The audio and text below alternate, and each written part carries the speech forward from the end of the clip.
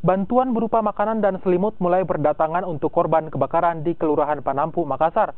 Selain bantuan makanan, korban kebakaran juga berharap adanya bantuan dari pemerintah berupa material bangunan untuk membangun rumah mereka kembali. Pasca kebakaran yang menghanguskan 7 rumah di Kelurahan Panampu, Kecamatan Talo, Makassar pada Kamis lalu, kini warga mulai membersihkan material sisa dari kebakaran. Bantuan berupa makanan dan selimut juga mulai berdatangan dari pemerintah kota dan warga setempat.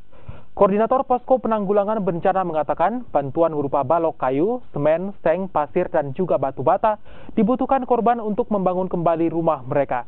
Sementara itu, beberapa warga memilih untuk tetap tinggal di lokasi bekas kebakaran dengan mengandalkan terpal sebagai atap dan juga alas rumah.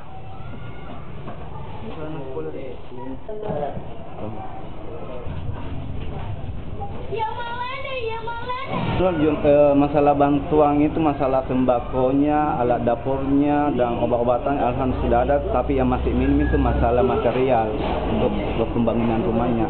Adapun bantuan dari dinas seperti balok-balok dan situ belum mencukupi untuk.